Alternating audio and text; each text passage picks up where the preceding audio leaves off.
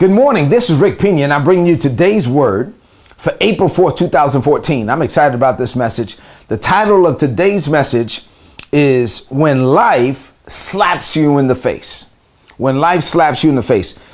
This is still part of the series that we're doing on grace, learning grace, God's amazing grace, and also the mini series that we're doing on the road to the resurrection, because we're just a few weeks away from Easter Sunday morning or Resurrection Sunday morning. So this morning's message comes from John chapter 18, verses 18 through 22.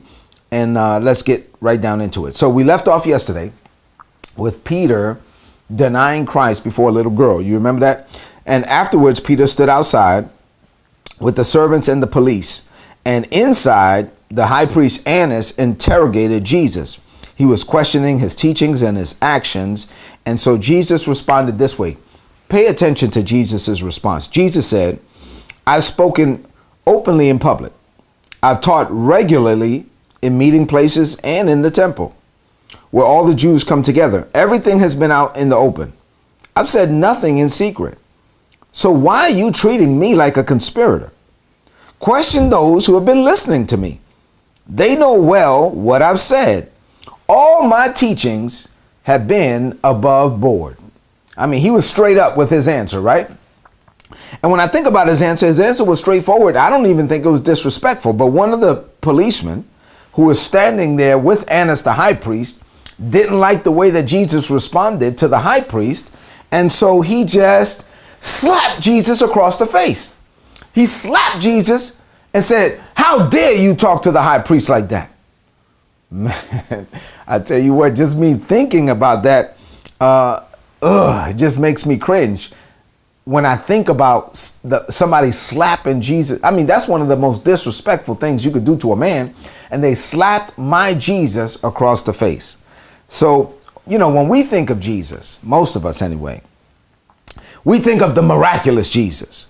We think of the God man who stopped a funeral procession, right? Because there was a woman who was at her wit's end. She had already lost her husband, and now she was losing her only son. And Jesus stopped the funeral procession, had compassion on her, and raised the little boy back to life. We think of the God man Jesus who looked out into a crowd. He saw about 5,000 men, not counting the women and the children. And he saw and realized, acknowledged that the crowd was hungry, and he had compassion on them. So he took a little boy's lunch, 2 fish and 5 loaves of bread, and he fed the entire crowd until everybody was full and they had 12 baskets left over. We think of the God man, Jesus, who showed up at his friend's house, Mary and Martha, and they were crying. They were grieving. Why? Because their brother Lazarus was dead, and he was not only dead, but he had been dead for 4 days. His body was stinking, and he looked at them, and they were crying, and he was so moved with compassion that this Jesus cried himself. Jesus wept. He cried tears thinking about the situation his friends were in, and he went up to the tomb. He spoke words. He commanded Lazarus to come forth, and he raised Lazarus from the dead, and then commanded that the grave clothes would be taken off of him. We think of that Jesus. We think of a God man Jesus who showed up in the 4th watch of the night,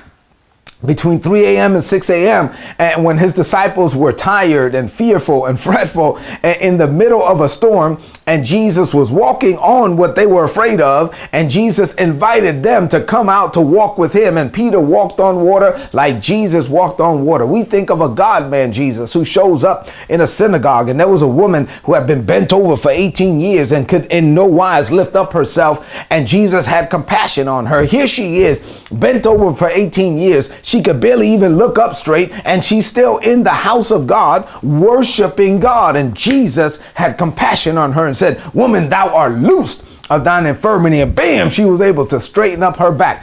That's the Jesus that we think about, right? But what about this Jesus? Yes, it's good to think about the powerful Jesus, the wonder working Jesus, but there's also a Jesus who was whipped 39 times with a cat of 9 tails for us. There's also a Jesus who was beaten so bad that he was almost unrecognizable when he was walking with the men on the road to Emmaus. They didn't even know who he was.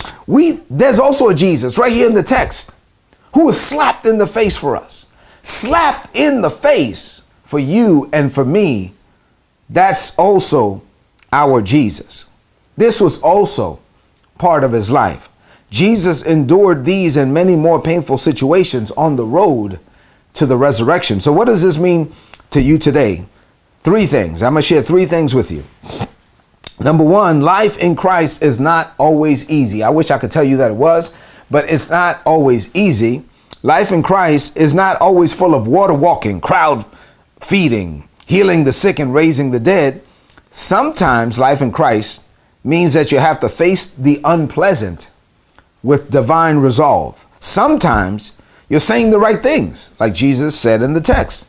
Sometimes you're right in the center of God's will, like Jesus was in the text, and life will still reach out and slap you across the face. But like Jesus, you have the grace to face whatever comes your way. Number two, you can actually find pleasure in the pain. Let me explain. There will be pain associated with your purpose, but just as long as you know that you're suffering because of your assignment, not because of some dumb mistake that you made, but if this is coming because of your assignment, then you can find pleasure in it. Paul said, I take pleasure in my weaknesses and in the insults, hardships, persecutions, and the troubles that I suffer for Christ. For when I am weak, then am I made strong. That's the grace of God.